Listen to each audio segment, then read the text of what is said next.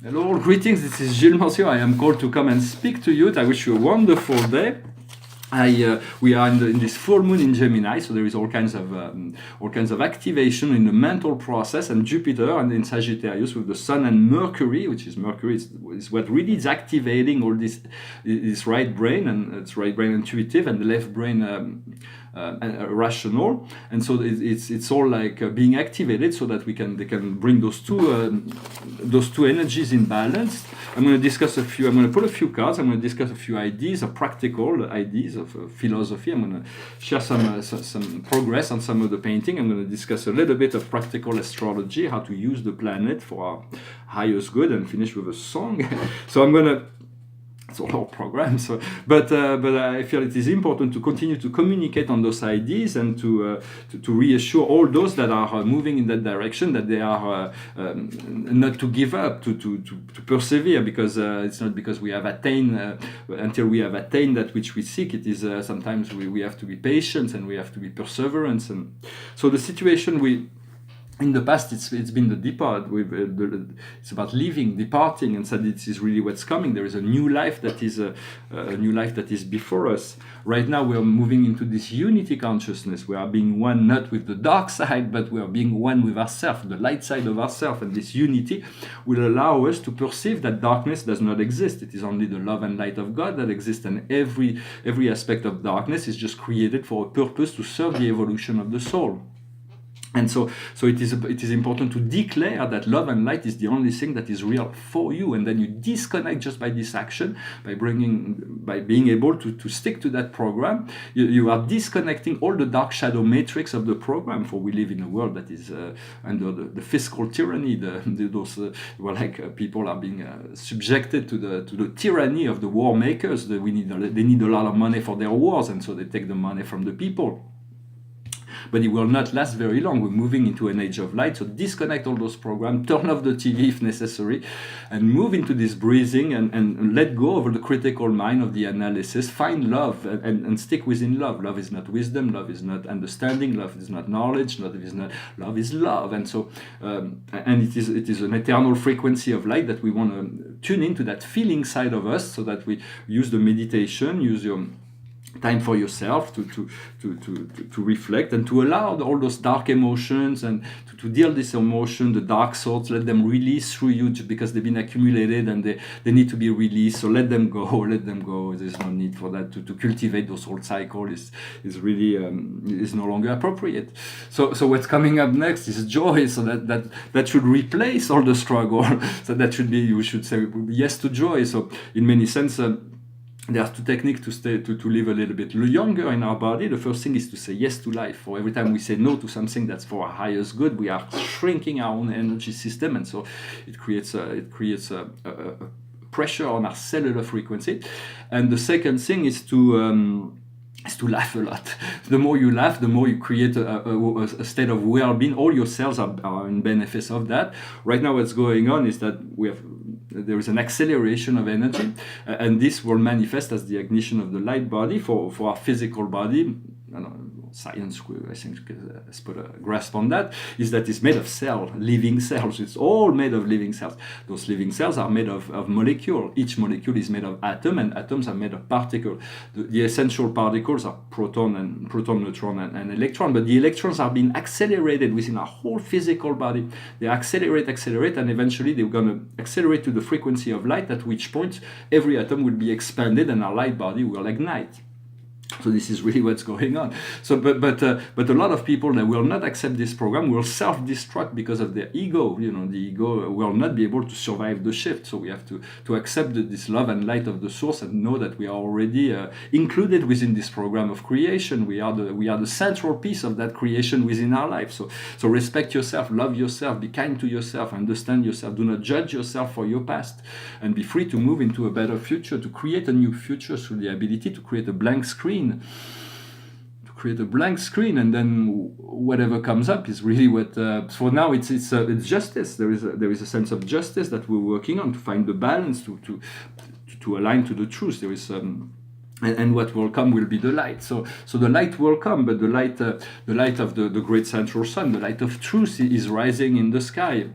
everything 2012, there is this rising of the galactic sun, but we want to awaken with that every day. We want to receive a little bit more of that light, so we can grow in peace and in a soft way. Because if we wait for the sun to be at midpoint, it's going to be the awakening is going to be not brutal or violent, but it's going to shatter every belief that all the ego has. And so we want to be able to accept the rising of our own sun, our own galactic sun, for it is really the essence of who we are, is this galactic sun. And so it is important to understand the apocalypse that is already here. We are the age of revelation. It is we're moving into this semi-final state, but it's the final. We want to be ready for the final. For the final, will be extremely powerful. So we want to be to prepare ourselves with dignity and honor, and to release this lower aspect of ourselves as much as possible. For even if we don't succeed in all level, we are demonstrating intention in relationship to the greater whole, to God, to the source and the universe.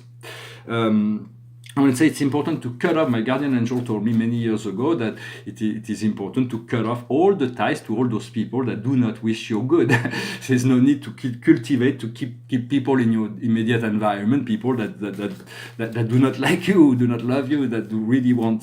So cut them out, cut them all out. There is absolutely no regret. They will find their way. Just release them, send them fire, light fire, white fire, violet fire, and let them go on their way. But another concept is to cut off all the tie to all the people we love as well. Sounds counterintuitive, but it's if you think about it, it is very wise. I think it's Michael, Archangel Michael, who was offering this idea, is that if we have ties to the people we love, then we're trying to control them. We are trying to manipulate them. We are trying to. Those ties will create the problem within. So we have to trust all the people we love, to let them be, to let them live, to let them, and from there everything comes into alignment, and the relation is not based on codependency or dependency or codependency, because those ties is really what creates the friction within relationships. And so let people be, just connect to your own source, to your own creator, and from there the relationship will be harmonized for this creator source. When we are in this state, well, not always in this state, but we may have seen some aspect of it, is when you feel like there is a great revelation of something, that divine order is being presented within our consciousness. So we do have to avail ourselves to be receptive to this higher light. We are the I am race. We're not just we are lucky to be the I am race on this planet. Not all planets have this I am presence, so the doors of paradise are opening to us right here, right now. Understanding, I was saying that in my past video, that there is only one essential relationship that needs to be developed, is your relationship to your heart, to your soul, to your creator. But in many sense, we're not solitary messenger. We need each other. We're created to function within society. So of course, relation, whether it is family, friends, professional, or the society as large, we have to have a good sense of relationship that are bound on ethical principles, and to develop those relationships, to cultivate those relationships. Ultimately, the connection is love, sexual love, but on a more general aspect, respect and friendship, and then we find joy in this communication and expansion as we grow together. But still, the relation to God comes first, because from that relation, everything is in the right place. We do not have all the keys and understanding for how life really works. So by surrendering, being submissive to that inner presence, to that this presence, will never take the lead. God will never overtake you. You cannot. It's not part of His program. So it's for us to be voluntary alignment, to create this voluntary alignment. And to learn to deal with energies one moment at a time. We cannot predict the way the energies will impact us in 10 minutes. So we have to deal with energy one day at a time, one moment at a time. There's more than one day at a time, but every day there is a certain program that the soul has presented for us. But every moment there is new opportunity for dealing, for integrating. The highest wisdom for us today is the arts. What we need to understand is the angels. I don't need to comment, that should be pretty much clear. What we need to do is the Celtic. And the general message is scribe or writer. So take notes, write. I'm almost done with my book. I was rereading it. It's absolutely incredible. I don't want to blow my own horn, but I think it is a great book.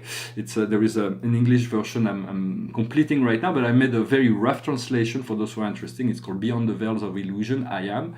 There is even the first few chapters, there's a lot of revelation. You may check it out. It's my playlist if you're interested, but I will complete the versions. I will make a little bit more refined in terms of the verb, the way it's the sounds, and I'm going to a lot of repetition because I translated just to make the information available, but I'm going to finalize this translation and to make it more refined and more. Although it's already, there is a great deal of. I'm trying to be very precise in my words when I. So in many sense, we want to. So yes, we want to declare that life and love is our only truth, and from there we break all the dark matrix program. Understanding when we raise our consciousness to the realm of spirit, we need to have refined a little bit our consciousness. We need to purify our thoughts. We need to purify our emotion and to purify our physical body. That means detoxification of negative thoughts, the addiction to negative emotion, or the physical toxins, because as we raise our consciousness, our consciousness is being subjected to thousands of voices, and then if we're not settled, if we're not concentrated enough, we can get confused because we do not know what's going on, or we can see through many eyes, and sometimes we see things that we need to align ourselves and to trust and to ask to be guided, to ask to be elevated, to ask to discover the higher joy, higher love. In many senses, the timeline is we are the creator of our own timeline. Time does not exist. The past and the future have always existed within the moment of now, and as we move into the fifth dimension, we can live in the past or the future as one moment of now.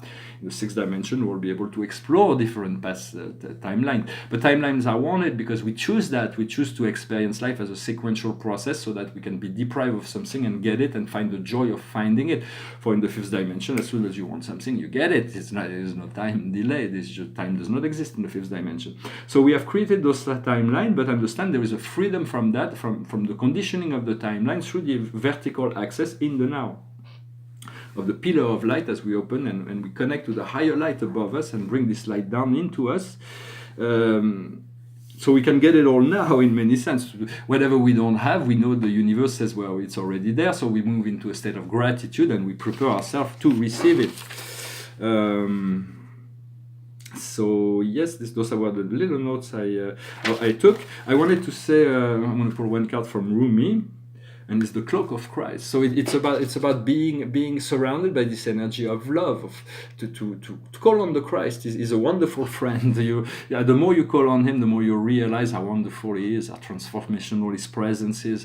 Call on him make him your best friend, and you'll know he'll always be faithful to you. He will always guide you in the way that is light and soft and gentle, and his teachings are wonderful. And so call on him and use this cloak of Christ. Use this cloak of unconditional love and forgiveness to seeing through the eyes of divinity and looking at the divinity of beings through and by seeing by other people, by seeing that, by feeling that, they will eventually choose to embrace their own divinity. For the Christ that has to come from within. The millions of Christ returning as we embrace that love and light of source. We become the Christ. We become one. It's not about an individual. It's about the energy of the teacher.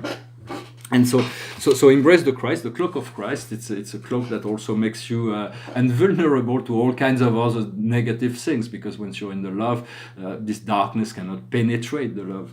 So I wanted to show this painting is I've kind of finished it. I think I finished it with this. I unified the stargates, and with this light blue. Because I presented this painting, but it wasn't quite finished. Sometimes those paintings takes they're very subtle, there are a lot of details, and so it takes a very long time to see exactly. This one I have kind of continued to work on it. So now the final outline of the outer chakras here is the 7 chakras of the human body, and they are in silver. I think it works pretty well. It may be enough. I'm not really sure. It takes me sometimes a long time to see if they're really finished.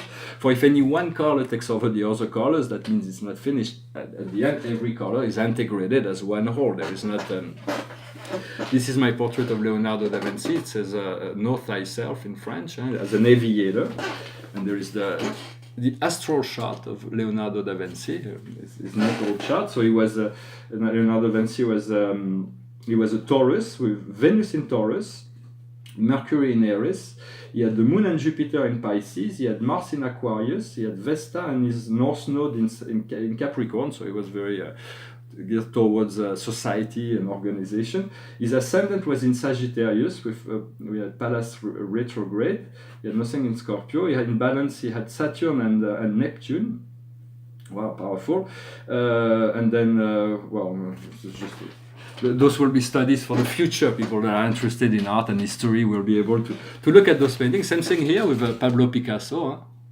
This was a portrait in tribute of a master, Pablo Picasso, one of my favorite artists, for his sense of exploration and creativity and what he brought to the world as a very powerful artist. And so this doesn't look like a Picasso, but it's called Yo Picasso. And here at the center, it is an image of Picasso that's like holding. And so it is very subtle. There is some people here, like there is somebody behind the veil that's kind of looking, and there is on top there is a DNA. So it is a strange painting. They will be moving slowly but surely. Here was a self-portrait. It's not finished. It is, and there's all kinds of molecules that were behind. I may bring them back to the forefront. Dimethyltryptamine, serotonin, dopamine, endorphins. This is the beta endorphins that were like here. So it was just an experiment. And here, this is my painting on Master Tot, who's here, with the Eye of Horus here, with Matt here, and there's the Honk. And so this painting may or may not be finished. It takes a while. It takes me a while to integrate that. So I want to speak about astrology briefly to finish. I'm not going to do a song, but what I wanted to say is that astrology, we can, for those who recognize astrology, we have consciousness that those celestial bodies, as they have an influence on our life down here on the earth. Otherwise, there wouldn't be as many astrologers, would not be as popular if we didn't recognize that. So it is the understanding of that there is one celestial body that conditioned the whole process. It's called the sun. The sun is it's like this big ball that rises in the sky. Everybody's seen it sometimes, but we haven't connected to it. We don't realize how powerful it is and how much it is as power center. It's vital. We couldn't live without it. It is the essence of who we are. It is the essence of our soul, our nature. And so connect to the sun. Know that it is your power center, even if it's behind the clouds, even if it is not bringing the heat because it's winter. It doesn't matter. It is a powerful being of love and light. And connect to that. Connect to your solar nature. The great Egyptians knew that the solar nature was like really what needs it to be achieved. These great gods of mythology in Egypt were all solar beings, in many sense. They all had this solar, they were bringing down this solar disk so that they could benefit from the light of the eternal light of the sun that can bring them all that they need at any given time, even if they were in plasmic body in the physical realm. And so draw your energy from the sun, call on the sun. Personally, I have my most important planet in my chart is the planet Chiron. It is a planet of advanced spiritual frequency. It is a very, very powerful, very fast moving, always in action. It never stops. It is a very powerful, and it's got connection beyond the solar system even. And so it is the essence of what I'm working with. Chiron is essentially connected to Saturn, although his orbit is also connected to Uranus. But so Chiron is a great center, was the great philosopher, the trainer of all major heroes of mythology like Heracles or many, many others. And at some point in his pursuit to help assist Heracles to in his 12 deed that he had to do for Hera, he created this poison to help him, assist him with the blood of the Hydra, and in order to fight the other centaurs that were opposing him. And but Chiron got wounded with his own poison during the battle, and then he could never heal. As an eternal being, his heel could never heal because the poison he created was so good. And so he had to come to Zeus. At the time, Zeus was the master of the program. He was the father of the immortal gods and the father of mortal men. And so he asked God for salvation, and God Zeus. Zeus is not the God at the time. There was a necessity for human to be understanding that. It was just a very beautiful and advanced creator beings. But all those gods of mythology are beautiful eternal beings, and they are assisting us through those planets. And so at the time he asked Zeus for liberation, and what Zeus, they came up to a solution to give his immortality to Pele, the husband of Thetis, the father mother of Achille, and so he gave his immortality to Pele, and he was elevated as the great center of astrology, the philosopher. And so this planet Chiron is a very planet of knowledge. It's a planet of healing. It's a planet of a very fast-moving energy, and it is connected to Saturn. Saturn is the restrictor. It is the chronos, the time. It is the most beautiful world. When we visit those worlds in the spirit realm, and we have enough vision to perceive all those things, we'll discover that there are marvelous planets in our solar system that do not exist in physicality, but as we move into this spiritual world, we'll discover marvels beyond our wildest dreams. But we have to pacify ourselves before we are invited to those planes. So it will happen, and of course there is those 4 great planets that are conditioning a lot. That essentially Zeus works through Jupiter. It is the god of expansion. For all those planets are now moving into the realization of the one, the true source of all that is. They're all here to assist us to return to our power. For Jupiter will create this expansion. Saturn will keep us on our path. Neptune will assist us in integrating the reality of our dream and liberate us from all forms of addiction. And then Uranus will open us to this great light body and the greater universe. And then there are all sorts of little planets that are very potent and powerful, as you know their power, that they are divinity behind the energy of those planets. You can call on the divinity or the planet, and they will communicate with you, and they will teach you things that will give you more insight and power in many sense. So use astrology, call on the planets. Know and in truth there is only love and light, and everybody's following this law of love and light. And if life is not paradisical here on the earth, it's because men do not follow that law of love and light. And so make it so. Know that life is love and light, and so do not accept anything lower than that. And continue to cultivate this connection to your inner self in order to listen to the inner voice of your soul and your spirit, for that is the most important voice you want to listen to. I hope this video was interesting for you. It's a kind of a long video today. I'm going to finish with a little song. It goes like this. Come with me, my love, to the sea of love. I want to tell you how much I love you. Do you remember when we met? That's the day I knew you were my pet. I want to tell you how much I love you. Come with me to the sea of love, for I want to tell you just how much I love you. That's an old song. It's about the sea of love, the love. We have to calm down our emotion to discover this ocean of love that we have within ourselves. And it's a song I used to listen to it in the 80s, the Iggy Pop version. I was in my car. When you're young, the music is more important in many senses. And so those are memories. I used to live in Los Angeles. I spent a lot of time in my car in Los Angeles. You're always in your car.